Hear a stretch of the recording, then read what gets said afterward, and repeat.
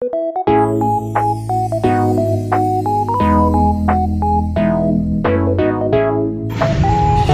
guys, gawa po tayo ng project ng anak ko.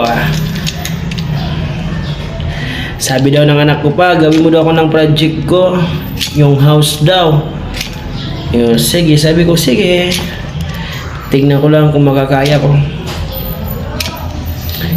Ganyan man talaga tayo kapag anak natin talagang masusunod talaga kasi malamang man na hindi natin sundin kasi sa pag-aaral naman yan.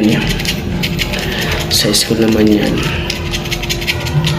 Yan po, ipapakita ko na lang po sa inyo yung guys, kinating ko. Hindi ko na po kayo pinakita kayo na ko paano ko po siya kinating.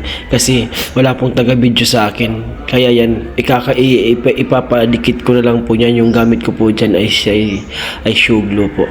Yan po. Ayan po yung shoe glue. Yan, yan. Yan po yung gagamitin ko para dumikit-dikit po sila. At maporma na po silang bahay. Yan po ang project ng anak ko. Kung sa ganun guys, update ko na lang kayo mamaya ulit ha. Bye bye. At dyan sinimulan ko na ikabit po dyan yung gilid-gilid po. Natagalan po ako dyan bago po dyan dumikit. Iwan ko ba sa kanya, ba't ayaw makisama. Kaya yan, lilinisan ko muna ng maayos para sa ganun dumikit talaga.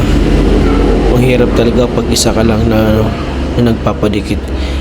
O katulad dyan, dinahandahan ko pa, diba? Dikit ka na.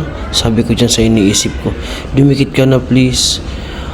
Makisama ka naman. Maawa ka. Sana makagawa na ako ng dream house ko. Gumagawa talaga ako ng paraan na dumikit talaga. Kaya yun, sobrang nahihirapan na talaga ako dyan. Dyan po, parang nahihirapan na pa ako.